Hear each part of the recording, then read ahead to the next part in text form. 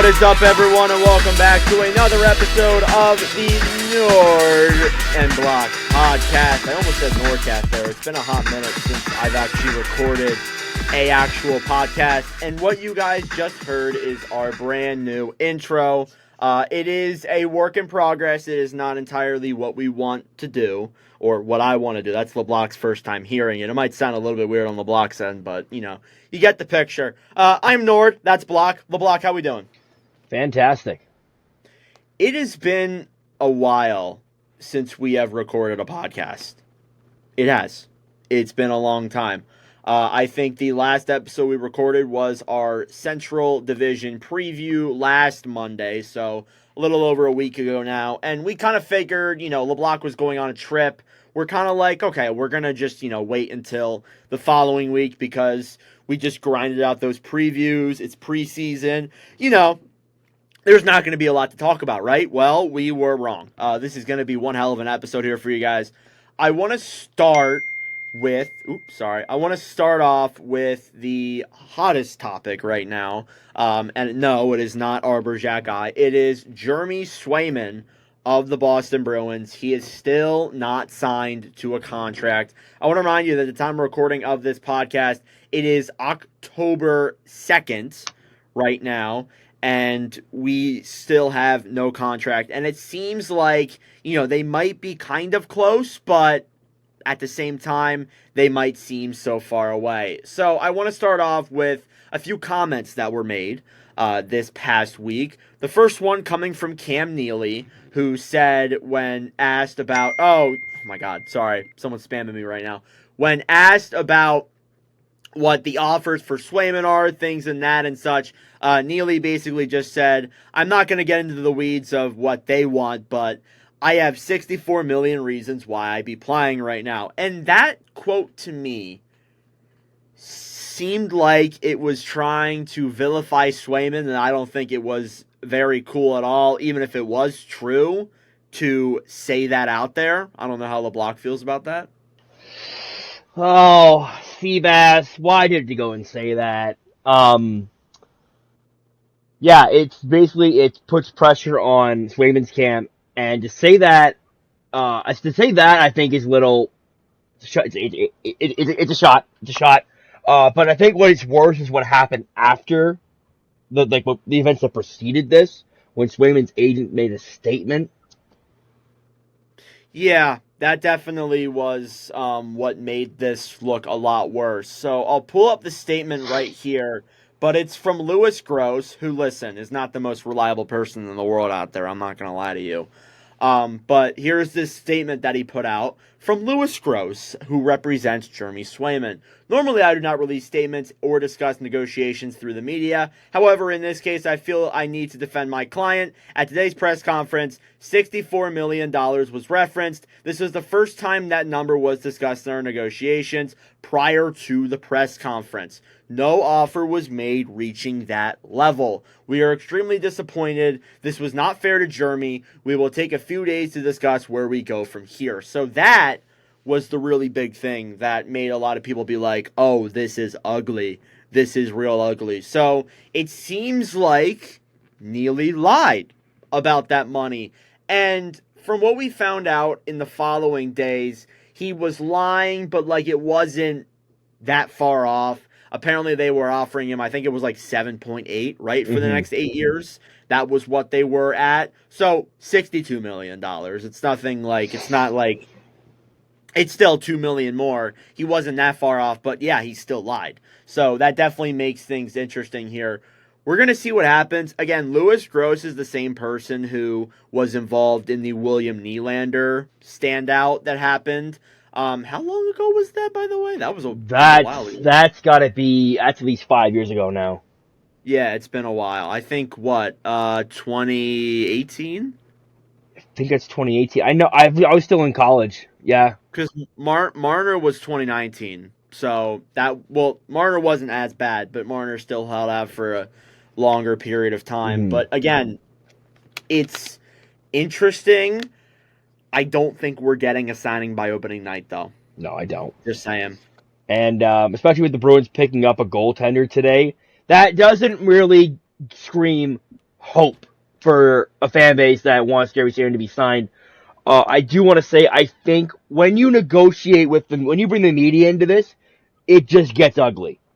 When Neely brought it in, got ugly, but then when Gross brought it up, that's ugly. So it's a bad look on the organization. It's a bad look if it's a bad look on Swayman's camp, it's a bad look all around. Yeah, it is. So we're going to see what happens. I don't think we're going to see it by opening night. This could be something that maybe goes right up until the December 1st deadline, which for those who don't know, if they don't sign a contract by then, Swayman can't play for the rest of the season. Now, we know how LeBlanc feels about Corpusalo. But LeBlanc, does your opinion change on the Boston Bruins if they don't have Swayman for a long period of time? No, I think my take is that I think the Bruins are going to be fine. I think Corpusalo actually might thrive in this situation behind a stronger D core. I've seen him in interviews. He looks like he's a whole different goaltender. He doesn't talk like he's a zombie anymore. I think he's focusing on his game, and I feel like the Bruins have a good enough roster that to make it with Corpusalo, they could for, let's say, until November. Do I like Corpusalo? If Swayman's not going to play for the year, do I like that option for the Bruins? Not really. But in the short term, it could be good. But I do feel like the Bruins and Swayman will eventually come to an agreement. It's not going to be by opening night, though. I feel like this is going to be dragged out into possibly November. Yeah, I'm in that same situation too. I think that if you're without Swayman for maybe the first month, that might be not a good thing, but it won't. I don't think it's going to be as bad as people think, but I don't know. Maybe listen, the Bruins have a history of not. I don't know about turning around goalies' careers, but developing really good goaltenders. And I think that Korpisalo is coming into a unique situation where we're going to see if maybe the year in Ottawa was a fluke, or he is really this Forpasalo that LeBlanc loves to call him on here. But I don't know. He is your projected starter right now. I don't have a ton of faith in him, but we're gonna see what happens. But again, with Swayman, we'll never know. So maybe by the time this podcast drops, we have a signing, but I highly doubt it. Yeah. I do want to also mention that if Jeremy Swayman is not signed past the December 1st deadline, not only can he not play for the rest of the year, he also becomes a UFA next summer. He does. So it's gonna listen, they trade Olmark in what looks like an absolute, it honestly looks like a fleece for Ottawa. Things are gonna develop the way they are. We haven't really seen it, but right now it looks like a huge win for Ottawa. And now you have your other goalie maybe even requesting a trade. They're not gonna and they even said today, Swayman and Gross aren't gonna go to this rash decision immediately, but it's out there. They would consider it for sure because of how this is transpired and the way Neely and Sweeney and others have treated them. So I don't know. We're gonna see what happens, but if Boston loses Swayman after trading away Olmark, I think that things are gonna go to hell there in Boston management, and I think some people are gonna get fired. Yeah. You looking at this, if you told me in May that Boston was going to be without its two goaltenders the following season, I would have called you many names. I wouldn't have believed and it. I would have questioned if you knew what you're talking about, because it's such a loony bin idea, like a loony bin thought. But Yeah, this could be a reality, though. That's one thing that's scary. Is that this could definitely be a reality. the percentage is higher than zero, and Excuse that's me. not a good thing at all. Actually, I don't, you know, if you told me in May, I probably maybe could have seen it happening because there were already bad blood with Swayman and the Bruins already because of last year. And then Olmark, there were already rumors of them trading him. So, could have, but I would have never expected it to go this way with all the comments I've heard in the media and such. But again, We're going to see what happens. We'll see what transpires of this, but right now, doesn't look that good. Let's get into. All right, let's just get through what happened in the Toronto Montreal game and the Ottawa Montreal game. Now I know LeBlanc wants to come on here so badly and talk about what happened with Ottawa, but I want to start with Toronto first. So Cedric Pare, not Cedric Pear, that's what I've been calling him apparently. He injured Patrick Laine on a knee-on-knee hit.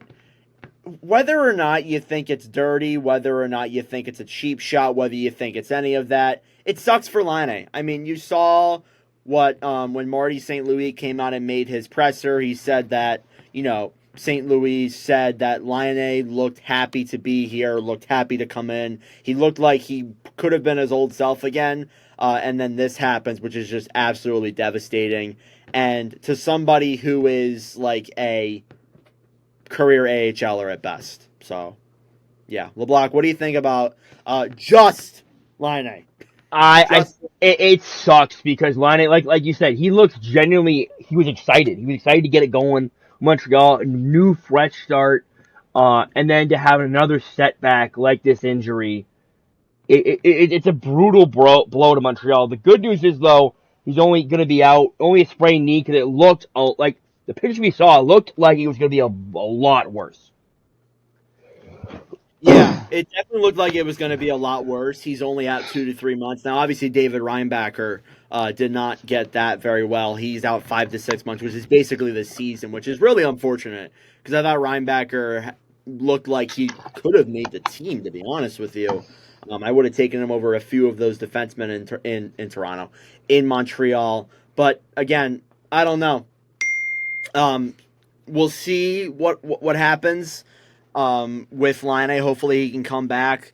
But, it's a brutal injury for sure. And hopefully, it's good that it's only that short of a time because I think he's going to be back, December? It looks like January? mid-December, mid to late December. That's a good thing, considering the fact that it could have been the season. Mm-hmm. It makes some of those people on Twitter look less stupid. Just saying. As for Pare is going to be interesting. I don't know. Like, LeBlanc, do you think that it's a dirty play? I have it pulled up right now. I think it's a dirty play, but I don't know. It didn't look intentional. He doesn't go in with the knee. He kind of just skates forward and runs out of room. So I don't think he kind of looks like an idiot on this play. Like, you look at it, he looks like he's just standing there, kind of gliding, essentially, just watching Laine come in. Oh, Pare, yeah. Pare, yeah. I don't know, this isn't basketball, so you can't really set screens, but, it kind of looks like that. Yeah, so I think it's a dirty play, yes. I don't think it was intentional, though, to be honest with you. So it's kind of how I look at it. And then Arber Xhekaj decided to be like, "Oh, I'm gonna kill you" afterwards, and then decided to beat him up and got fined $3,385 for unsportsmanlike conduct. Now, Arber Xhekaj is a good transition into what happened in Ottawa last night, which is getting a lot of people talking. You would think that with all this, it would be regular season, right? Yeah, I know. With all these hits, all this controversy, you think, and LeBlanc's posting TikToks, guys, we're in regular season form here, and it's preseason with this play. So, I want to start out with the first one. Kirby Dach gets injured off of a Ridley Gregg hit. So, LeBlanc, you're the Sens fan. I'm going to let you take it away here before I talk about my thoughts. All right, so it's a routine play. Dach has the puck, and he dumps it off to the next Habs player. And then doesn't have his head up. He's not looking what's going on. And Gregg does level him. Gregg levels him at the chest height. Dach is also 6'4" compared to Ridley Gregg, who is 6 foot. So it's a height difference. So, if Dach had the puck on this play, I think that's clean textbook hit. Good chest contact there. There's nothing wrong with the hit if he has the puck. He doesn't have the puck, though. So it is interference. It is a 2-minute penalty, and that's where I have. Doc did return to the game. Yes, he did. Yeah, he returned. I think that had it not been late, again, as LeBlanc said, I think that it would have been a clean textbook hockey hit, because I look at both angles. I don't see head contact. I don't see any of that. The only thing that I could really say is head contact is like maybe Greg and Doc's heads point together. That might be the only thing that is head contact. But I didn't see anything there that was definitive. It is late, though. And Ridley Gregg even admitted that, saying that, it was a little bit late and that, those guys stood up for him and stuff, and he had to keep his head up out there, which was the quote that LeBlanc sent to me earlier. But I just want to say, good thing Doc's okay, first off. I want to say that. I'm not, obviously. But it doesn't justify what Arber Xhekaj, LeBlanc's favorite player in the NHL, did next. So, LeBlanc, you want to take us through this? Okay, so basically this is a play where Stützle has the puck, and once again, it's a very similar situation, but it's a more spread out situation. Stützle's in the open ice, he dumps it off to the next player, and then the defender goes away from Stützle, and Stützle skates in. Xhekaj is on Stützle's left-hand side, and you see Xhekaj kind of go down, and he's hitting. Xhekaj then leaves his feet, and he's aiming for Stützle's head.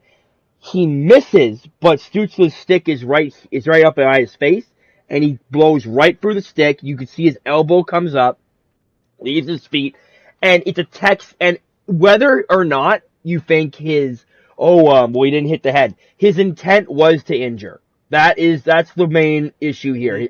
Stützle then goes down, and then Brady then has to go do captain things. He had to answer the bell. Yeah. I think that's totally fair. I mean, there were some people who were like, "Oh, I think it's totally fair for him to do that." Mm-hmm. So I don't know. I made a TikTok on it. It actually blew up by my account. It has 2,000 likes and 400 comments, which I'm sure, LeBlanc, I don't think you've been there yet, but I'm sure you would have a field day looking through all those comments. Oh, it's so fun to read the comments, and I don't like to generalize fan bases, but some fan bases don't like to admit when their player is in the wrong, and some fan bases don't like to it's kind of like when you see something and I show it to you and you say that didn't happen, like you're doing a Jedi mind trick. That's what majority of Montreal fans that I've seen have been saying. Do I think, and I'll be honest, I'm gonna commend the refs on this play for kicking Xhekaj, because if Xhekaj stayed in that game, this game could have boiled over. Probably, yeah. I feel like there would have been someone else who could have gotten hurt or would have gone after Xhekaj, which it could have been. That could have been ugly. Yeah. And then after that, the Sens also pulled Shabbat from the game for a precautionary reason, and now we've learned today that it was because they didn't want to get one of their better players injured, especially one of their more injury-prone players. But I think that Arber Xhekaj also, I don't like to call people out. Arber Xhekaj is being outplayed by Jaden Struble right now. He is and it's funny because he's with Struble, I think, on a pairing. He is like Matt Rempe in a way, where he needs to make these plays and fight to stay in the league. I'm sorry. He's a lot like Matt Rempe in that way. Yes, and I wanted to mention this. It was mentioned on, I was listening to Locked On Montreal. I like to get the plug into a lot of the podcasts around the league. And I'm just going to quote from them that Montreal's first 3 games, Toronto, Boston, Ottawa. Oh. Those are 3 games where I will tell you right now, emotions are high in all those games. Those are Montreal's, I would say, 3 main rivals. Probably, yeah. Yeah. And do you want Arber Xhekaj doing Arber Xhekaj things? I don't know. Because, if Arber Xhekaj plays the way he's played these past preseason games, that's going to cost Montreal long. Xhekaj is the reason Montreal lost the game last night. Ottawa scored 3 times on that power play.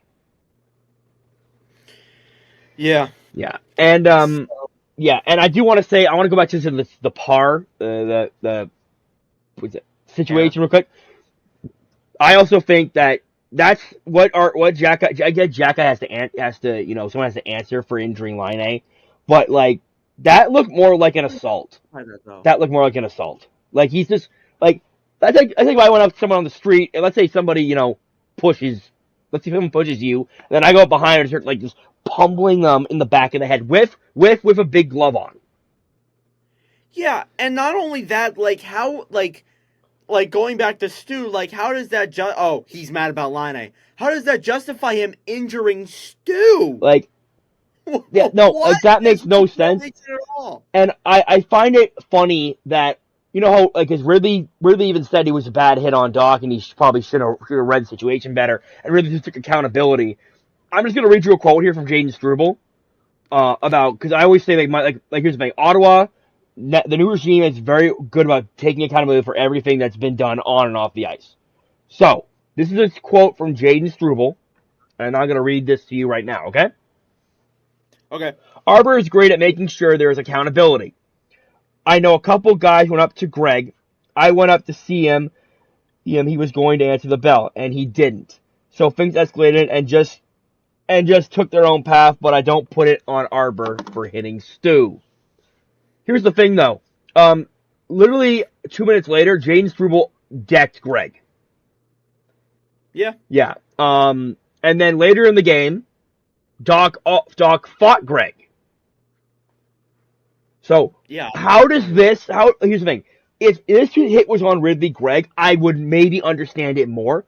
But once you go after like Doc was probably the Montreal's best player on the ice last night, I will say that. It's innocent it's a bad read by Greg. But going like head hunting, leaving your feet, that's not okay. And I'm just saying if these were regular season games, if that happens to Pare, I don't still know how to say his name, in a regular season game, if that happens to Stu in a regular season game, these are probably suspensions. Probably, yeah. Yeah. And like we think, oh, no one gets in the preseason. Ridley Gregg got suspended in the preseason. His first ever National Hockey League like experience. He got suspended because he clipped Line. Not Line, he clipped Dubois, excuse me. I was gonna say. Yeah. That's a weird thing. So and I just want to point this out because it's been mentioned to me. George Peros is the current head of player safety. Yeah, I was gonna ask you about that next. Yeah, and he was a very famous goon for the Ducks and for who else, Evan? I wasn't alive for him when he was playing. That might make you feel old, but the Montreal Canadiens. Montreal Canadiens were his final team, and there's been a sense around the league that Peros has a bias towards Montreal because he likes playing there so much. Yeah, and I like, and I always say player safety is always so inconsistent. It's a hard job. I'm going to say this. Yeah. It's a hard job to do. It's hard to be consistent, but I feel like you should hire people who don't have bias. What I think I got. I'm not saying Carroll's is biased, but like still. I know. I got a solution though. You need to take a guy who's seen the game, doesn't have any biases whatsoever, and just like or to get somebody who's never seen the game before, and just like sit him down. oh shit, suspension. That might not be such a good idea. That's almost like putting you in the development of player safety. I don't know if I want to see a world where LeBlanc is... You would not want me to get player safety. Any Leafs or Habs get 10 games. Yeah, exactly. Done for the season. Like you're gonna get blacklisted from the NHL, like Todd Bertuzzi. Yeah, no. I just think there needs to be like I get Paris is the head of player safety, but he needs to do they need to increase player safety, just like because you can't say you care about players' safety and then just ignore the headshots. Ignore someone getting injured over a hit that could have been avoided easily. Exactly, and that's the thing. Because like, I honestly I wasn't if Jack guy got one game, I'd be content with that. I think what he did in the Toronto game was worse because that's not a hockey play. He came up from. Didn't you like go up to him from From behind? behind, and here's the thing: when you know how big the glove, like when you don't take off your glove, like that's not a hockey play. If you're You gonna, have an idea how much of a chicken you have to I be to do know, that? like Like also, Arber Jack guy's like 6'7". He's huge. Pear, I don't. Or Pare, sorry, Yeah, he is not that big. yeah. So I had someone in my live today's like, "Oh, they're the same height." I'm like, "Where? Show me." You got evidence of that? Because everywhere I've read I says no. and the video I saw clearly sees that Pare's a smaller guy. Yeah. Like it's also out of your weight class. I don't know. I just feel like the way I think I mentioned this. I saw this on Twitter from our good buddy Mike Bartner. Mike Barner. Oh Yeah, yeah. our good buddy Mike Bartner, and saying how Rempe and Jack are basically the same player. They provide They limited offense, but they're just goons, and pretty much. it's not good for the game. Like like in this day and age, where player safety is like the number one thing. They're old school players. They play rough, but I feel like they should not be everyday players. Yeah. Listen, there. I made a TikTok, and this is based off of Matt Rempe, not Jacky. But I made a TikTok in March when Matt Rempe played in the Stadium Series and was fighting and got all that recognition. I said that he was good for the game, but all of these dirty plays I'm seeing from Jacky, even some of the plays that I see from Rempe, it's not good from the game. Fighting is one thing. Going out and injuring players, not Yeah, hockey. we, Not hockey. we can't have like a bounty gate in the NHL. Like it's not good. And I wanted to say, Jacky versus Ottawa might be one of the most like notorious like player versus franchise rivalries. This stems all the way back from the prospects games when Jacky was signed by Montreal, and he was purposely going out of his way to injure Sens players. And that, call me biased, it's in right there, but it stems all the way back to there. It stems from Brady not wanting to give Jacky the light of day until he did something stupid. And it's funny, when I saw Norris was in the lineup last night for his first game, like in preseason, so I said, Jacky's gonna do something stupid, isn't he? And I said that thinking he was gonna go after Norris, but I was half right. So I'm half right on that. You were also Yeah. half wrong, though. Yeah. But I I don't know feel if you want to be right about that, though. no, I feel like this I'm gonna just turn this into our next topic. The preseason is way too long. Yeah, so I have a list here of players who have been injured during the preseason, and they are not no names. Not one of these players is a no name player.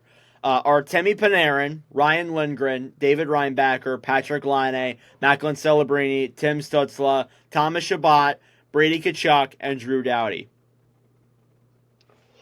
You gotta shorten it. That's quite a pool of players right there. It is. Yeah. Yeah. And it's a pool of a lot of really good players, too. Yeah. You got young players. You got guys who have been in the league for 10 years. Like, you got to shorten the preseason after this. I'm sorry. I'll be honest. The way that players train nowadays, when the season ends, they take like 2 weeks off and they're back at it again. Pretty much. Like when they get to training camp, they're ready to go. Like we don't need. I feel like we're at it's 8 games this year, 7 games. That's too many games. I feel like we could do 4 games. Like a 4-game preseason, I think is perfect. Like you get 2 games to show to them guys who are gunning to make the team to show you it, and then you have the 2 games to, make the cuts and put the final touches on your roster. I just want to say this. Teams are required to play 6 to 8 games in the preseason, which you add that up, that's almost a 90-game NHL season, and not even including playoffs. I think that 4, maybe 5 is fair, because you can get 2 games out of your A and B squad, maybe 3 out of one of the other ones, and I think that makes perfect sense. And rest some of your stars. Don't maybe only play them 1 or 2 games of a 4 or 5 game preseason. Don't play them a substantial amount of time. Now, obviously, injuries happen, shit happens, but of course, like that's going to reduce injuries. And I think that way is more fair. It is already being talked about in what's the upcoming CBA agreement, which we haven't talked a ton about, but apparently that's going to start. They're going to start discussing on January 1st of this coming year. But we did get a quote from Pierre LeBrun, who said the NHL and NHLPA have already chatted about it and will do it more seriously in CBA talks. But they are thinking about reducing the preseason to 4 games, which is what I said. But this is another conversation we can have. They're going to add 2 games to the regular season to make it 84. I am completely against that. That's funny because I'm actually for that. Really? So Why? here's the deal. The NHL, the league has expanded since we've had an 18-game season. I think, and this is just me being an old head, you should play every team in your division 4 times. Wait a second. So, if you said that if the NHL expands, they should expand the games? Yes. So I feel no. So the NHL has Okay, expanded. I can find All right. that. All right. So 82 games was when we had 30 teams. You played. So when you had 30 teams, you played every team in your division 4 or 5 times. Vegas comes in, Seattle comes in, you lose 4 games to them. So, example, Ottawa plays Toronto 3 times this year. They played Montreal 3 times last year. We saw the Battle of Alberta only get 3 games. That takes away. I feel like the games in your division are more important than the games out from another conference, for example. From a marketing standpoint, I'm like for it, like, but it's already a long season as it is. Yes, that's what I. That's They why. really need to come to a middle ground on scheduling. I really think you should play the let's say I think you should play every team in your conference 4 times. You should play I agree. every team in the other conference. I think only once, Or twice, once or maybe. twice. Yeah, I don't. It depends on the team, to be honest. Yeah, so I don't know. I feel like, and if they do expand, which apparently is coming in the next 5 to 7 years, We didn't even get to talk about that. I Oh my know. god. Well, I think we Um, did actually. No, yeah, but if they're gonna add more teams, they need to increase the schedule. they do. No, I absolutely agree with that. They're gonna have to, Because I because think if otherwise, like, and the reason why, like, you see every team play in your arena is because there are owners and there are people who want to get the Anaheim Ducks or the Edmonton Oilers or like the Utah Hockey Clubs or the Ottawa Senators to play in their arenas out east or out west. Like, they want those teams from across the country to, they want every team in their arena is mhm. what they want. And I understand that. I kind of am for that, but I think that there's better ways that you can do that. Like if you add 4 new teams, you expand to 36, you need to make a 92 or 100 game schedule. 100 game I schedule. know that sounds insane, Right. especially with a lot. It'd be a lot of it'd be a very. You need to add at least then 2 bye weeks though per team. The season would be so goddamn long, I LeBron. know, I know. Might as That's well start in the MLB. which, Like, start in which, January, end in July. which is Like, why I hear which is why I'm kind of against expansion. yeah, that's the other thing. I don't. We didn't. I know we discussed it because, like, we talked about the Ottawa Arena thing in our last Hmm. episode, and then we talked about expansion. But yeah, like, if you expand, you're gonna have to expand the schedule, especially if you get to like 36 teams. I don't Yeah, know. like They're gonna this is why I'm like very against expansion. Like, what's like we got a good thing going. We got a good thing going. Why screw with it now? We do. But I think they want to market themselves as the biggest league in the world. Yeah, if they pass 32, they'll be more than the NFL, so that would be the biggest league in the world. And it already looks like it's going to happen. I think we're getting at least 34. Yeah, but Probably 36, too. probably I think 36. You're gonna have 2 in the East, 2 in the West. They Um, probably want to get 40, though, at some point. they But I don't know, like, I do we feel have like they'll enough? go. If you go 40, then there will be a 100 game schedule. Yes. And I feel like, could you, like baseball at 162 games, listen, baseball is a different sport. I understand that. But, like, imagine hockey, the sport that you play. It is a grueling, fighting, high effort, high It speed sport. 100 games of that, it takes load management's going to be insane. it Like, takes a toll, and you would have to put in load management at that point. Yeah, 100%. because you look at all the like I think Ottawa played the most back-to-backs in the league last year at 14. Yeah, that number would probably That double. number would double, so that'd be 28 big games, 28 back-to-backs. That's 20. What's 28 times 2, Evan? I'm not good at math. Give me a second. 28 times 2 is 56. That's 56 back-to-back games. God damn. That would be over half the league schedule. You would have days where, like, every team would play back-to-back days. Yeah, this takes a toll. Like, hockey is a physical sport. It's a contact sport. It takes a toll on your body. Exactly. Well, Yeah. I mean, even then, like, you talk about the game schedule, we would probably have to change the playoff format too. Playoff format would be gutted. Yeah, no, it would be. You would have, if it's a 36 team, you'd probably have like a 22 or 21 team playoff. Probably, yeah. Mm-hmm.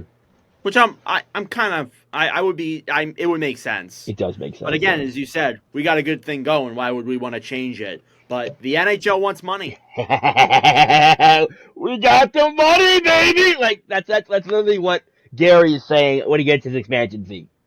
It is. It's Gary Bettman. But I'll be honest, Gary Bettman's getting up there. We're gonna have to have a new commissioner soon. I'm being serious. That's not me being a hater. That's me genuinely saying that Gary Bettman might retire. It's gonna feel really weird. It would be because he's been the commissioner. I think he's been the only commissioner. Life. Yeah. Who? Because what? Clarence Campbell was before him? Clarence Campbell was the original commissioner, I think. Yeah. So, I don't know. I can't even name you someone who would be the commissioner. Like what? Bill Daly? Bill Daly. It'll probably be Bill Daly. My bald dog. Bill Daly. Oh my gosh. Yeah. I don't know. Let's move on from that. Wait, listen. If Adam Silver can be bald and the commissioner, so can Bill Daly. Goddamn right he can. All right, let's move on from that. That took us a while. This is going to be a long one. Let me see if there's anything else that we did not talk about. Rasmus Dahlin was named the Buffalo Sabres captain. Expected. I'm not gonna lie. I was expecting that one. So yeah. A guy, young guy signs long term captain. Yeah, I think that it was the right move to go. Did we talk about Cole Perfetti? No, we did not because that was the day that we uploaded our last one. Perfetti signed a 2-year, $3.25. That's a great contract. Steal. Especially if Perfetti becomes really good. That man could ask for a lot of money down the road, so I think that's a really good deal. Yeah, I do like the deal. Excuse me. I think it's a good deal for Perfetti. He gets the bridge that he wanted. Winnipeg gets a young player under contract, and it doesn't take him to. It takes him to another RFA, so it's perfect for. I think it's perfect for both sides. Yeah, I like it a lot. Going back to Buffalo, they played in the Global Series against Red Bull. They beat them 5-0. Red Bull gives you wings, but not goals. Not goals. They don't give you goals. They give you wings, but not goals for sure. I always find the Global Series really cool because they go out and play teams in those like leagues, and that's funny because sometimes those teams in those leagues end up winning. Like, yeah, I would like to see them. I remember I think one of the years the Islanders went over. I don't know where, but I think it was to Germany, and they played like Augsburg Panthers or something like that. And I remember looking, well, oh my God, they're losing. Hang on a second. Let me Google something here. So, the Flyers, I remember, played a game in Prague to open up their season the one year, and they lost to the team that they played against. I can't remember what the team was called, but I'm trying to find it real quick. But they lost to a team that isn't in their league and below them. That is the most Philadelphia Flyers thing I've ever heard in my life. But That's one thing that I remember a lot from um, that series when the Flyers went there. But yeah, Global Series is always pretty cool. That's it for news. Is there anything else you want to talk about? Not that I can think of right now. There wasn't really anything that like struck me. I'm not gonna lie to you. Like we already talked about like the suspensions and stuff. That's kind of what's made this week kind of like newsworthy. But apart Mm, from that, it's been a lot of guys who have been on waivers and such. There's a few names that have been put on waivers, but nothing that's really of note. So we're gonna get into our coaching hot seat tier yes, list. we're gonna go to get to that right now.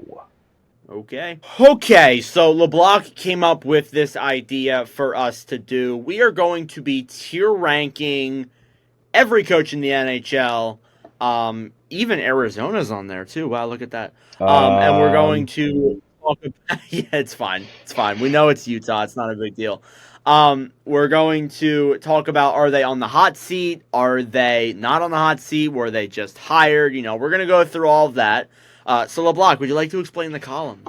so we have the columns. Just hired coaches who were literally just hired. Yeah, Um, literally just hired. There's going to be a few guys in there's there. a few guys in there. Cold as ice is going to be guys who like they're safe. Like even if they have a pretty bad year, I would say they're pretty safe. Warm coaches who like I still think they keep their job, but if they had a bad season, maybe we would get maybe they would get consideration for being terminated. Um, Flamin' hot. These are coaches who, if they have a bad season, they're probably done. If a Probably. bad season, they're probably done, or they be considered for a replacement. On fire is that you need if you don't make the playoffs or if you fail things, you're gone. If you have a bad start, you're probably gone. Probably, yeah. Yeah, and I have a list of all the NHL head coaches right here, so we will be getting everybody's name because I'm pretty good at head coaches, but I'm still up and down on some of them. I So, know everyone. Don't worry. all right, so we're gonna do what we usually do is we're gonna go in order, and we're gonna go me, you, or however it goes. So, Yeah, and we'll do our favorite teams. All right, you are up first with the Anaheim Ducks. all right, so the Ducks. Hi, Cooper. The Ducks. The head coach is Greg Cronin. He got hired last season. It was a bit of last season was a bit of like a test year for the Ducks. I still think if they have a bad season, I still think Greg Cronin will keep his job. He's cold as ice for me. Yeah, I'm of that same opinion. I think that he just got there. I just got there. I just got here. Mm. He did play a season with Anaheim. It was a struggle of a year, but I think that it's too early to pull the plug on him just yet. So I think cold as ice is fair. All right. Um, I guess I'll do Utah. Mm-hmm. We got Andre Tourigny.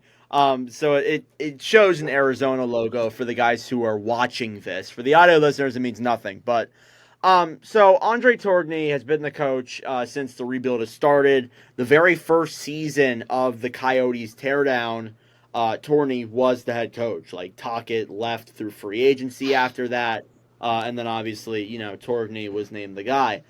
I'm going to put him in warm. I would agree with that. I don't think he's safe, but I don't think he's in danger of losing his job. If the team doesn't take a step this year and finishes bottom 5 in the league again, I think that there's a chance we see it happen. But Mm-hmm. I think all signs point to this team improving. Yeah, you know what's funny on this? It literally says Andre Tourigny has not coached a single game ever, and because all the Arizona stats are archived, so now Andre Tourigny's coaching record is 0-0-0. Yeah, it is actually. That's actually right. It says he was hired on, get this, April 18th, 2024, which is not Wow, true. look at that. It is true, but it's not true at the same time. It's what a relocation is to you. All right, next we have Boston, Jim Montgomery. Now, here's the thing about Jim Montgomery. Excellent, excellent coach. I have a feeling, though, if Boston struggles out the gate, or if they are another early exit, I think we could see this become a flaming hot situation. I can see that too. But I will put him in flaming hot for now, but I might switch that after. They're talking about extending him though. Yeah. So I'm actually yeah. I know. I remember that's just telling me. We'll go. We'll go warm. We might switch it after, but I'm gonna go warm because they need to they need to at least get to the conference finals for me to think that he's Yeah. safe. Yeah. I think him at warm is completely fair. Mm-hmm. Brindamore. This is an interesting one. He's not on fire. They just extended him. They did just extend him. You're correct. I'm gonna go warm. Okay. I could see flaming hot though. Mm-hmm. I always say like no job in the NHL is safe ever. Like Yeah. No one's guaranteed to like we could see John Cooper get fired in week 1 of the season and week 1? I don't know about week 1. Like you know what I mean though. Like October first month, but like you know what I mean. Like yeah. No job is safe. I feel Brendan we're getting extended helps him. I think that he's in warm, but I don't think he's not 100% safe. Yeah, definitely not. It's more than 0 for sure. Mm-hmm. Chicago, Luke Richardson. I feel like it's cold as ice. Chicago can have as good a year or as bad a year as they want. They'll be keeping him. Yeah, they will be. I don't see them doing. Yeah, Richardson has had a tall task, and he still has a tall task. So, and then they really do like him. So I feel like he's safe. All right, next up, Jared Bednar for the Colorado Avalanche. LeBlanc, you might find this interesting. Flaming hot. Flaming hot. Ooh. This is a little bit of a take. I think if Colorado starts off slow, they struggle. They're really bad. I think there's a chance that Bednar gets let go. If they lose yet again in the playoffs early, I think Bednar could go. I'm not disagreeing with you on this because I feel like that could happen. If they're a first round exit, I could see them making a change of pace kind of coach. Like Bednar. I always said before they won the cup, I never really saw the hype in Bednar as a coach. And even after, I still don't see the hype in Bednar as a coach. I think he's a good coach. I don't think he's a great coach though. Yeah, I'm with you. Dean Evason just got hired. Like literally just got the job a couple weeks ago. I think he'll be good for that Columbus group. He's firm but fair. And he's known to get the best out of his players. I agree. I think that just hired is completely right. Dallas, Pete DeBoer. I'm gonna say flaming hot too. Maybe even on fire.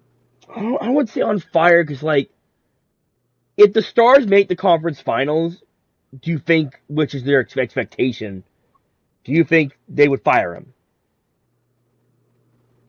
Probably not. Yeah, so like if he was on fire, if on fire for DeBoer's like cup or bust. Yeah, pretty much. Yeah, you're actually right. I agree with that. But I think anything short of that, he gets fired. Anything short of a conference final run, he gets fired. Yeah, and Pete DeBoer is known for having really good teams in short stints. Then in long stints, they just get tired of him. Yep. Ooh, Detroit. This is a tough one because you look at the oh my god wrong button. I am going to say Derek Lalonde's done a pretty good job, but I do think I'm putting warm. I could see them firing them if they don't. Yeah, no. If Detroit starts slow, he's gone. It's possible. I know. 100%. I'm gonna put him with the flaming hot. Really? I don't know. Like it's tough because like if they do start bad, I could see him firing him. If they have a regression, you could argue he might be fired. But as I say, he's one of Stevie's guys. So as long as Stevie's a GM, I think he's safe. Well, this depends on Swayman. This depends on Yzerman's expectations for this year. Mm-hmm. I feel like, again, like for DeBauer, you said it's cup or bust. If you put Lalonde in Flaming Hot, it's like playoffs or bust. Yeah. But if Detroit doesn't make the playoffs, I don't think they fire Lalonde. Yeah, I think the fan base would want to fire Lalonde if they don't make playoffs, but I don't think Stevie would. So we'll put him in warm. Unless if again, as you said, they start off slow and they're significantly worse than they were last year. Mm-hmm. But then again, like they didn't make the moves to me that make them better, a lot better. Yeah, we'll go warm because like if Detroit has regresses to the point of like where they were the previous year, then I think they may consider making a change. Yes, I agree with that. All right.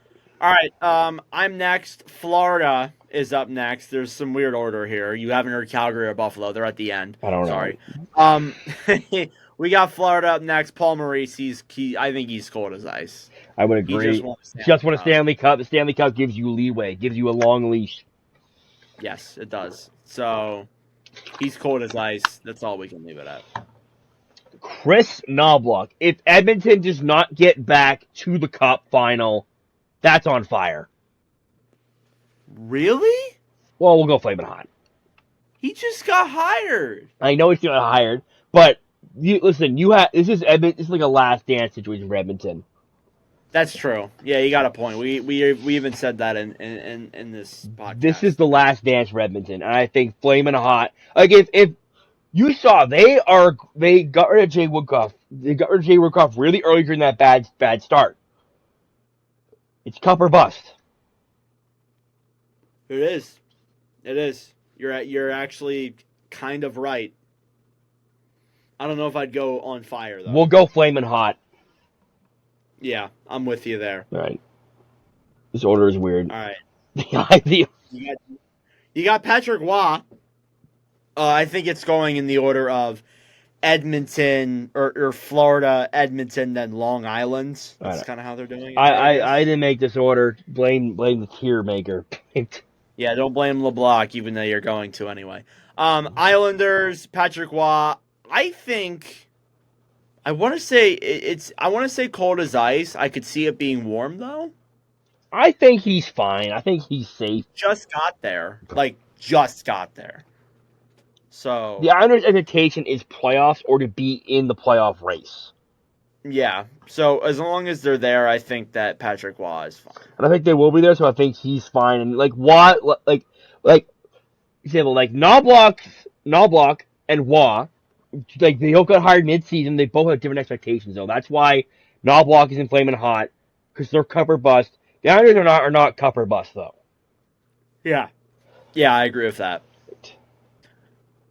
The LA Kings, Jim Hiller took over for Todd McClellan.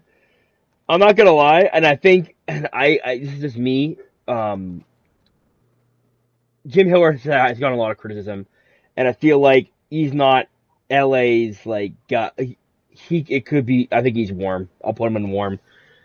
Hiller did not look great coaching down the stretch. If LA is bumpy, they might make a change. Yeah, we're gonna see that. That's gonna be interesting. LA is one of those teams that it's gonna be a lot of questions this year if they can stay contending. All right, next up, Minnesota. They have John Hines, who was hired midway through last year. I think you put it in warm. Yeah, that's fair. Bald. Yeah, he's one bald dude. I could, not gonna lie to you, I think he could be put in ice cold, but he also could be put in flaming hot. I think they're fine. If they don't make the playoffs, I could see them letting him go, but I think he's probably fine. Probably. Yeah. I never understood firing Dean Evanson from Minnesota. I never understood it. But Hines did a decent job last year in Minnesota, coaching wise. But yeah. Ooh. He got him back in the race, so I guess that's good enough for something. Ooh, Marty St. Louis. Montreal. The seat is getting warmer and warmer. Like I always said, what's going to happen the day the fans turn on Marty St. Louis? It's going to happen. And I'll be honest, I'm tempted to put them here, but I'm going to put them here because of all the injuries they've gone through so far. So it's the seat's getting warmer as the years go by, though, for Marty St. Louis. Yeah, they're gonna. I think he's in warm. Yeah, and I think but he's not as warm as some of the other coaches in there. Yeah, I will agree with that. I feel like Montreal's still in a rebuild, so but Marty's they got to get better. They need to be better this year. If they're not better this year, yeah.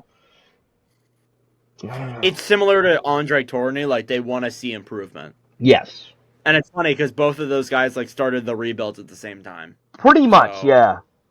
Yeah, like the same year they were both like took a horrible step back. So yeah, I think warm is fair. All right, Nashville. I got Andrew Brunette. Flaming hot. Are you really? Because I'm not gonna lie, I think Buddy's in the freezer. You think so? I don't know. I feel like he did a really good job last year.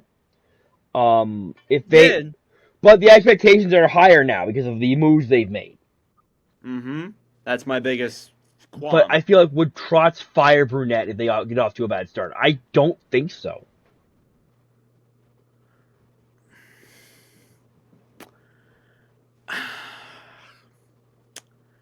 I don't know. I could see them in warm, maybe. I don't know. I'm gonna put put them in warm for now. Okay. Yeah. I don't know. I think that it's gonna happen. It happens to every coach. Yes. So. All right. Sheldon Keefe for the New Jersey Devils. Buddy just got hired. I think it's a good hire for the Devils. And yeah, and finally getting to coach outside of the media market of Toronto. Don't flip me off. But yeah. Sorry, Dylan flipped me off. My bad. All right. Yeah, that's fine. Yeah. Let's go to Rangers. Yeah, but I think it's a good move for the Devils going forward. I think he'll be a good, lot better system than last year. Yeah. Laviolette. 100% agree. Peter Laviolette up next for the Rangers. Second-year coach. Just won the President's Trophy. But if the Rangers fall flat, might be flaming hot. Though if the Rangers, They did say, and this is one thing that we kind of forgot to talk about. This is apparently going to be the last year of a part of this Rangers core. Really? Maybe Laviolette's included in there? Maybe. Like if the Rangers don't get to the final this year, they're tearing, not tearing it down, but it will be a massive retool. I think they are close. I think Laviolette should be close to the bottom of flaming hot or the top of warm. Put him in like he's getting a little crispy there. Yeah. Well, these are not ordered, but we'll order them after for sure. He's getting a little crispy in there. Yeah. That's all I'll say there. But yeah. We're gonna order these, then we're gonna do this, or we're gonna do this actually. I think that's more appropriate. Travis Green, my boy, just got hired. Coach just got hired. Hoping for a better season, better second full job. It's kind of funny how Travis Green has had both his coaching gigs in Canada. But we're hoping Travis Green once again, like Dean Evason, he's fair. Well, actually, no, that's not entirely true. He had still with Jersey. Well, he wasn't the. I proved you wrong. He wasn't the full. He wasn't the full-time head coach though. Sorry, I was off the train of fuck. He startled me. He's tough but fair, and I feel like he's all business, but he's still. Like once again, Green is also known for getting the best out of his players. He's kind of a tactician, kind of like Jacques Martin, which is kind of crazy. But he was just hired. I don't think, and I think he'll be a better year this year for Ottawa for sure. I hope for your sake he does well. Hopefully. Right. Hopefully it all pans out. All right. Philadelphia. We got John Tortorella. LeBlanc, you're going to be really surprised about this. All right. I think you could see him getting a little crispy, maybe a little bit heated up, maybe a little Really? burnt. But I'm going cold as ice. Yeah, I think Buddy's in the freezer. He is absolutely in the freezer. Now, I see the other side to that. He's not deep in the freezer, like he's not deep in there, like he doesn't have icicles all over his face. No, he's a little, he's below room temperature, but he's not like the, he's not warm, he's still cold, he's in that range. I think that Philadelphia is going into another year where it's still not really expectation. Well, there's expectations, but like if they start off bad, that is like the best thing that could happen to them. And honestly, I don't think they will, unfortunately. So we're going to see what happens with Torts. I even saw rumors that there was a chance that Tortorella was going to go up into the, become in management, go up higher in management, not be a coach anymore. I could see that happening. But I think right now, he's cold as ice. He's in the freezer. Yeah, 100%. I should have put the tier called Buddies in the freezer. Buddies in the... Yeah. Or you should have put like room temperature. Yeah. So hey, at Pittsburgh, who is Mike Sullivan. Hey, Evan, how does that Sam Smith song go? Fire on fire. Yeah. He's on. Like, if Pittsburgh misses again, he's gone. Like, there's no way. I think this is. I think regardless, if Sullivan either he steps down or he gets fired. Yeah, I think that's what's going to happen. This team is clearly, again, we're not high on Pittsburgh. We've said that, but I think that if they miss For the third year in a row. Yeah, he's done. He has to be. He's been there for such a long time. He has to be. Mm-hmm. He's been there since 2016. So Yep. He's been there for almost 8 years. He's one of the longest tenured coaches in the league. He was hired on December 12th, 2015. Him and John Cooper are up there. Mm-hmm. All right, LeBlanc, I'm going to save your energy here with these next two. You got Seattle and San Jose. Ryan Warsofsky and Dan Bylsma were literally just hired. So I'll take the wheel with San Jose. I like Warsofsky. He was a assistant coach. I think he was the head coach when the Chicago Wolves won the AHL championship. He has experience with young guys. I think that's a good hiring. I like Seattle's too. I love the Dan Bylsma hiring. And some say, "Oh, well, he's stubborn," but yeah, well, he also has a Stanley Cup. So, yeah, he was a great coach for Coachella the past couple years. I feel like him getting to know the young guys in the system is going to help them up top when you've got guys like Shane Wright, was it Riker Evans, Ty Cartier. This is gonna help. This is gonna help Seattle a lot. I really do think Bylsma's a good coach in the right circumstance. This, I think, is the right circumstance. I think Bylsma might have been my favorite hire of the offseason. Yeah, probably. Not gonna lie to you. I guess I get St. Louis. Drew Bannister. I think he's probably cold. Yeah, I would say. He's one of those guys who, like, he wasn't just hired, but he just got there. I feel like he's like in between Chicago and Anaheim. Probably. Yeah, because I would move Philly ahead of Chicago, by the way. Yeah, that's fair. Drew Bannister came in mid-season, took over for Craig Berube. We're going to see on this list a little bit later. He did pretty well. He did pretty well in St. Louis.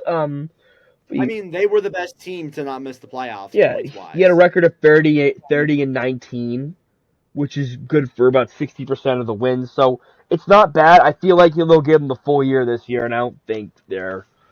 Yeah. I don't think they get in, but yeah, I think that he's cold. Right. John Cooper's a fun one. This is all you, right? Yeah. No, it's just you. Oh, no, it is me. It is me. You're right. I No, just, no, I no, no, didn't it manage. isn't. John Cooper, I would love to put him at cold as ice, but this is the NHL. I'm gonna put him at the top of cold as ice. If the Really? only like if they miss, they're not gonna fire Cooper. I don't see them firing Cooper if they miss for the first time in I think almost 10 years. Yeah, 2017 I think was the last time they missed. Yeah, because Yeah, I don't know about that, but it's the NHL. I Wouldn't don't surprise I me. don't think they would fire. Like if they just miss, they're not gonna fire him. Probably. If they miss by a lot, If maybe. they finish like 7 for 6 in the Atlantic, then we can talk about firing. Yes. Yes. I don't know. Craig Bruvet just hired. Here's the thing, He though. just got hired. You're in Toronto. You're always no, I'm just kidding. You're always You're always on on fire. fire. You're always they're Put him at the top yeah, of just hired. Yeah. Yes. He's like the most on fire just hired. Yeah. Yeah. On fire recent hire. Like Right. I think everybody says that. Oh yeah, you have a job. You're in Toronto though, so Yeah. But I think Berube will do well with the Leafs. yes. Hopefully. Uh, Knock on. knock on wood. Rick Tocchet, I feel like he's cold. Yeah, they just came back. They made the playoffs for the first time in like what? A while. 6, 7, 4 years. It's 4 years, but like it was like the second time in 10 years. So Yeah. Before that it was like 2012. Mhm. So I think that it's good to see. Yeah, he's definitely in cold. 100%. ooh, Bruce Cassidy. Bruce Cassidy. I'm not high on Vegas, so this is all you.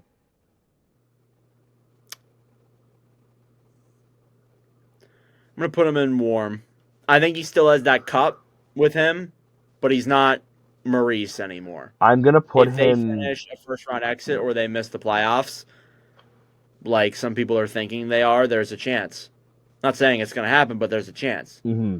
Like I said, like if they miss drastically, we can talk about this. I got Washington now. Spencer Carberry said if they miss, they're not gonna fire him. He's pretty safe in my opinion. Yeah, I doubt it. I think he's safe. I would put him just above Philly there. Okay, yeah. That's right. And then Winnipeg, Scott Arniel, he was just hired. So, yeah, you can get that out of there. I think it was a good hiring, though, by Winnipeg. Ryan Huska. I'm not a fan of Ryan Huska's coaching style. But Calgary's trying to be bad. Calgary's not going to be good this year. They're pretty safe. If you're not a fan of it, then it should work well in Calgary. Yeah. Because they're going to be bad. So, and then finally, Lindy Ruff for Buffalo. Again, I'm sorry, Sabres and Flames fans. You guys, like, it probably felt weird you listening to this and, like, we're going alphabetical order, then we just skip your two teams. Eason just hired, but I don't think I'm not a huge fan of it. I think we both have not been fans of this hire. Does it and I think honestly the general consensus is like people don't like this hire. This is a hire to get fill seats. Yeah, I think we've said this multiple times on this program here. But yeah, so our only on fire coach is Mike Sullivan. Yeah.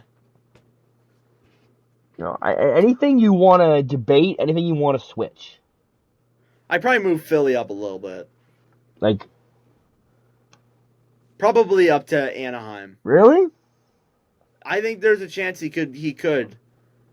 He's not that cold, but he's not warm either. No, we're gonna move New York up to flaming hot at the bottom. That's what I think too. Yeah. Again, as I said, like they're at the bottom of flaming hot or the top of warm. Mm-hmm. So however you want to go there. I think everything else is fine. Yeah, because like I'm not putting the guys who were just hired in a category. Because technically, I would love to put just for everybody. Oh, he's flaming hot. It's Toronto. If you do bad, you're out the door. Because Well, and people would probably agree with you too. mm, There would be some people who would agree with you, but yeah, I'm with you. You gotta like you can say what you want about some of these coaches with previous history, but in the end, we don't know how they're going to do with their new teams. Like, things could be completely different. One coach could be really good with one team and then be horrible with another, or one coach could be horrible with another and be really good with one. So mm-hmm. I'm gonna you don't know. I'm gonna Some ask coaching styles work, some don't. I'm gonna ask you this right now because it's a hot take. Who will be the first coach fired this year? That's really hard to answer because it all depends on a team struggling out of the gate. Mm-hmm. And you got to predict that, and that's hard to predict, and I get that, but just for the sake of this program. This program. You see, I don't know if Sullivan could get fired during the season. Do you think that could happen? Could happen. It's happened before. He was hired in the middle of the season. Did he? Yeah, he was. Yeah. Like I said, he was hired. I have it right here. He was hired on December 12th, 2015. Oh wow, he's been off for a while. If I had to choose, Black, I don't know. I am. I could really see Colorado or Pittsburgh. I think Jim Hiller will be the first coach fired. You think so? Mm-hmm. Well, they said they're not going to play that 1-4-1 style. Yeah, well, that's literally his system, so I don't know what they're gonna do. Or 1-3-1, not 1-4-1. Yeah. But yeah, that is go away keychain. That is our coach tier ranking, hot seat tier ranking. LeBlanc, what are we doing next? Well, we have another one actually. We got to do the September September 2024 tier list. Let's get into it. All right, we got our September 2024 tier list. This is our last thing we're going to talk about today, I think. I hope. Yeah, no, it will be. So we did this for August just because of how the episodes went. We weren't able to do one for September. We were hoping to, but, obviously things couldn't work out. So it's October 2nd, and you're going to see our September one in October. So we're going to go in every other. So LeBlanc will go first. I'll go second. But when we get to our favorite teams, obviously, we'll take that over and talk about that. So I'll do Philly, Utah. LeBlanc will do Ottawa. So you get the gist. All right. LeBlanc, you get Colorado first. And our 6 columns are Cup contenders, playoff locks, playoffs likely, in the hunt, not bad, but playoffs unlikely, and James Hagan season. So, again, these are our 6 columns from last time. So, LeBlanc, get the ball rolling here. I'm trying to go as fast as I can. I think Colorado is a playoff lock. I don't really think they have much weaknesses other than their goaltending. Heading the season, my opinion on the Avs hasn't really changed since we did this last month. Not a cup contender? I don't think. I think they're playoff locks. I don't think they're a cup contender. Okay, interesting. I'll put them in there. As long as Gorgiev's in the net, I do not have faith. I guess that is it's a fair statement you can make. I'm trying to find our August one real quick before I discuss here. But I got Chicago. While I try and find it. All right, here we go. So we had Colorado in playoff locks, so that does not change. Chicago, James Hagan season, baby. Again, they're going to be bad. They're going to be worse. I think they're going to be a little bit better, but they're still going to be worse. For sure. Yeah, no doubt. Yeah. Right. Columbus, let's get him in James Hagan season, baby. Put them not above Chicago, though, because Chicago is definitely higher in the James. Wait. Well, no, put Columbus higher, because then Chicago's worse. Yes. Yeah, there we go. All right, so it's exactly like no changes so far to what we've done so far. I get St. Louis up next, and again, this is in a random order, so I Sorry, I probably should have specified. You're probably wondering why are they doing Colorado and then yeah. Okay. Anyway, St. Louis. Last time we had them, or last month we had them in playoffs, or not bad, but playoffs unlikely.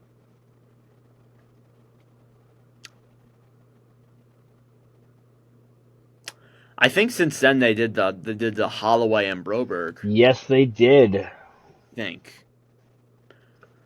I could see for right now. I'm gonna put them in the same column, but I could see them. I could see people putting them in the hunt. Mm-hmm. That's where I stand, honestly. Boston. Your team. Yeah, Boston.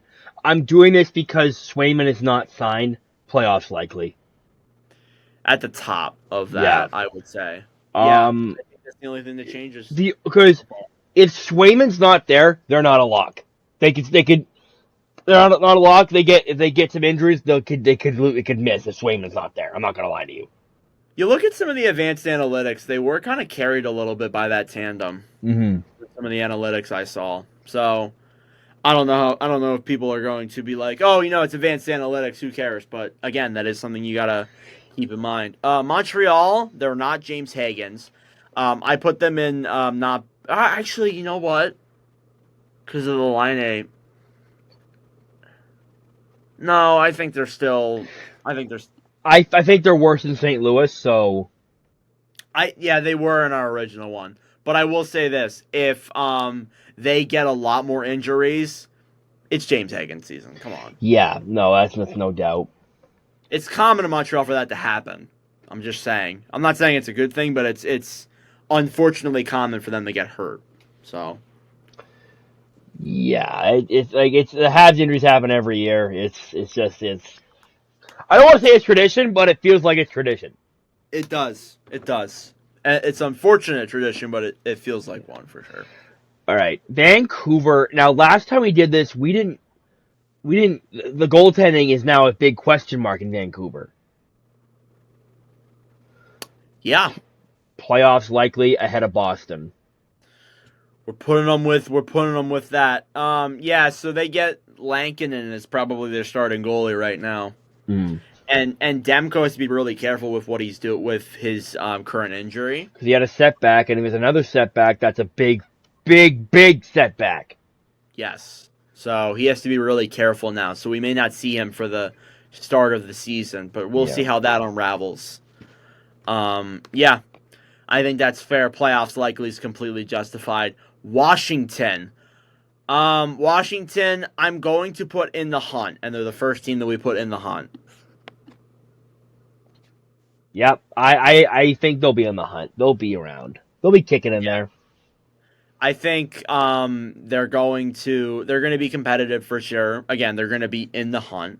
But I think that my biggest question is: are all these young guys, are all these new guys going to mesh together? Yeah, because we've seen it before where we have a team that hits a bunch of new guys and they do not mesh well at all. Yep. So we're going to see how that goes, but I don't know. All right, You got the Devils. That's a good one. I think the Devils are a playoff lock. Really? That's different from our last one. I know. My opinion has really changed on the Devils. You look at the roster defensively, just loaded. Goaltending, Markstrom. I think Markstrom will do really well.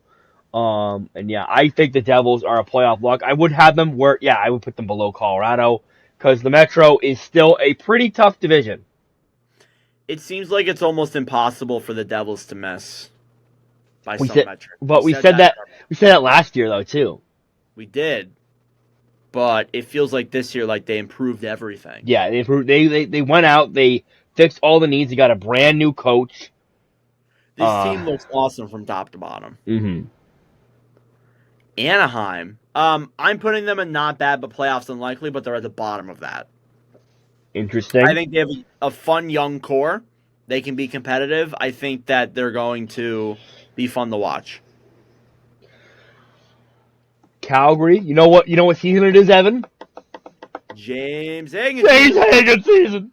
I'd put them above Columbus though.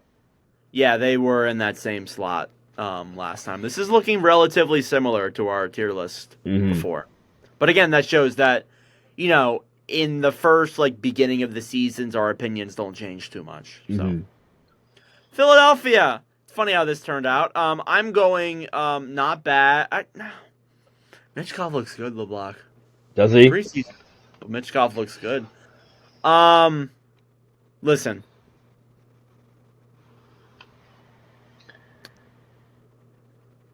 They're not bad, but unlikely playoffs. Okay. But I think they're between St. Louis and Montreal right now. That's fair. I'll agree with that. But LeBlanc, I could really see them making it. I could really see them. It's hard to gauge Philadelphia. They're kind of like Buffalo. They're really hard to gauge right now. Yeah, I don't know. Urson looks really good in the preseason. It's the same roster from last year that proved a lot of people wrong. I don't know. I could see them making it, but I'm actually kind of hoping we're bad this year because I want a high draft pick. Mm-hmm. If we get a high draft pick, that changes my opinion on everything this team's done. Mm-hmm. All right, you get Vegas. In the hunt below Washington. Yes, as of right now. I'm not high on Vegas entering the season. I think I've been saying that for a while now. Goaltending is defense is old, and the center core is good. The wingers are bleh. Yeah, I'm with that. Yeah. Carolina, last time we had them playoffs likely. I think they're probably still in that column. Yeah. Where do you put? No. I could see them. I could see Boston and Vancouver making it over Carolina. Yeah, that's fair. Yeah. Ooh, the Islanders are in the hunt. In my opinion, I think they're better than the Capitals. Yeah, I would go there too. They're not more experienced, but they have a much more chemistry team, while Washington's a lot of newer players. So we're going to see how that goes. But yeah, I think they're definitely in the hunt for sure. Mm-hmm. Winnipeg.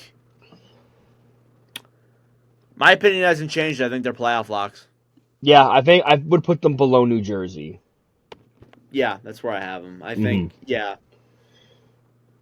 they're locks. Hopefully. If Hellebuck gets hurt, then maybe not, but let's hope. Kings, I would put them in the hunt. And I would put them between Washington and Vegas. Yeah, this is looking really similar to the one that we made. Yeah, I'm tempted to put the Kings behind Vegas, but I think I'm going to keep it like this for now. No, I think that they're might be underrating Vegas, which could turn out to be catastrophic. But I think that the Kings are in a fair spot. I think they're definitely below teams in the East, but they have a better chance of making it because of how weak that West is. Yeah. Seattle. I'm gonna go in the hunt. I'm gonna go actually dead in the middle of all these teams in there between LA and Washington.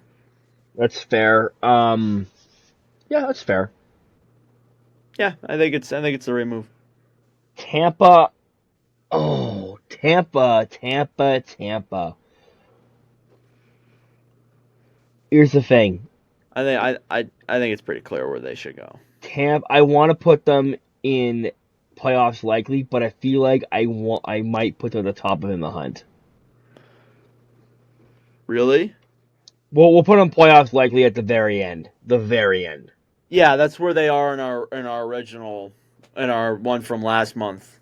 I think they are likely to make the playoffs. Mm-hmm. I'm not saying they're one of the most likely teams in there, but they should.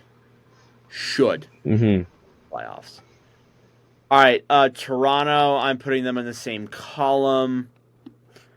I'm a little higher on Toronto than I was before, but I think they're still in the same slot. You could argue that they are a lock, but I would say where you have them right now is perfect. Yeah. All right. I think the next two are just cup contenders. Edmonton, cup contender. So just put them both up there. Edmonton and Florida. I would put Edmonton ahead of Florida Yeah. right now, personally. Pittsburgh. Not bad, but playoffs unlikely. Put them between Philly and Montreal. Yeah. Again, we are not a podcast that is very high on Pittsburgh. I think with Crosby they'll be competitive, but again, as I said, like this team just doesn't seem that exciting to me. I can see the comments now. A Flyers fan and a Sens fan, two teams we own. No wonder you hate us. Yeah. Yeah. That's exactly why. No, I'm kidding. Nashville. The Nashville Predators, I think, are in playoffs likely. I think they're right here. What do you think? I would put them above Carolina. Yeah, you're probably right now. Yeah, I think with who they have, with what they have. But they're like similar to Washington, though. They got a few new guys in there. Are they going to mesh well? Yeah, but I feel like Nashville before the changes were a better team than Washington. Yeah, I think that's totally fair. Rangers, Cup contenders. Yeah, but they're probably at the bottom. They're at the bottom of Cup contender. Yeah, I agree with that. Yeah, again, as we said, like this is going to be the last year of this Rangers core. We're going to really see what they're made of. It's the last dance with a lot of teams in that Cup contender. Why did you bunch these three up together? Why did you put? Oh boy, the three amigos. We got the next three Atlantic teams up here. LeBlanc, do you want to do Detroit so then you get Ottawa? Sure. Yeah. Oh, we'll okay. All right. I'll put Detroit at the top of in the hunt. Yes. I feel like Detroit took a big step last year. They analytically they were shooting at a very high percentage.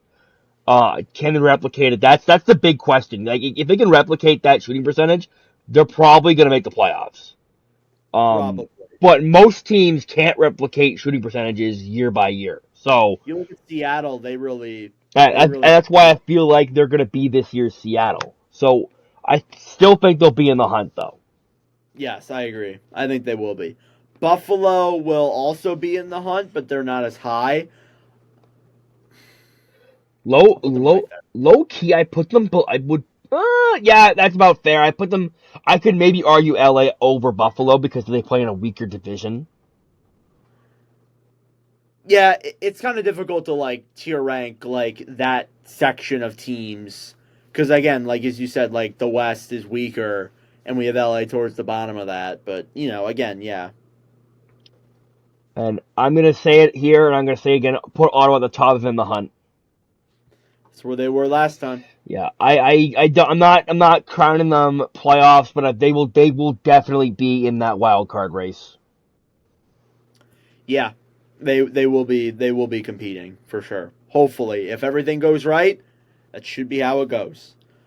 I get the Sharks. Sharks are James Hagan season. They are at the bottom, the dead bottom of this. I don't want to be mean. Better, but they booty cheeks. Which is fine. They got a nice young. They'll be fun to watch, though. They'll be really fun to watch. Yeah, I agree with that. 100%. Dallas Cup contenders, put them between Florida and New York. Yep, I agree. That's where we had them last time. The top 4 teams, I don't think have changed. Like nothing has swayed me to think that they are going to be. Those 4 teams are going to be worse. Yeah, that entire column is the same. I think it's the middle 2 that have changed. I get Utah, my other favorite team. LeBlanc, I'm higher on Utah now. I'm going to put them right here. Or not right there, right here. I will agree with that. Ooh, okay. All right, I like that. Yeah. Yeah, I think they're between the Capitals and the Kraken. I think that Utah could surprise some people. So yeah, I'm excited to see how they're going to do. I am Minnesota's last team, and I honestly, my opinion is kind of swayed on Minnesota. Put them in the hunt between Utah and Seattle. Ooh. That's one of the big changes. They were in the bottom column. Not the I think the playoffs unlikely. Yeah, I think I gave Minnesota a bit of a bad rap last time we did this. I've looked through the roster because I'm doing my standings predictions now, and I've watched one of the preseason games. They don't look horrible. Like them getting back to the playoffs, I don't like. They'll be with the race. I don't think they'll be highly in the race though. So that's why I had them low as list. Yeah, I can get behind that for sure. Mm-hmm. All right, and that is our September 2024 tier list. If you want to see it fully on Instagram, you can at NordBlockPod. LeBlanc, any changes you want to make though? Not really. Honestly, I'd move Philly above St. Louis. That's really my only. Yeah, I don't want to look as biased, but if you're saying that, then yeah, I agree. And then I don't really got much left on here. Like I don't really have many issues. Nope, I don't have any qualms. Yeah, I don't. Changes. Yeah, but the big riser for us on this looks like it's Minnesota actually. Yeah, they rose a lot. The Devils rose up 2. Same, yeah. Devils went up. Boston went down. Vancouver went down. I think all of our teams in the hunt are the same except for Minnesota. Yeah, apart from that, just like a few like changes between how we feel about certain teams, but most of those teams are to general consensus like they are in the same area. I is Chicago better than Columbus?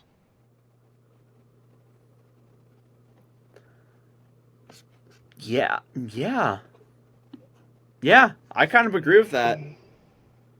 We're gonna like Columbus. It really sucks because obviously everything that's gone down. Yeah, it's horrible. I don't know. Like you look at Columbus's roster, it's young, but I think Chicago has more of that experience. You know more of what you're gonna get from a lot of that. So. Yeah, that's our list, and honestly, I'm happy with it. I'm happy with this list.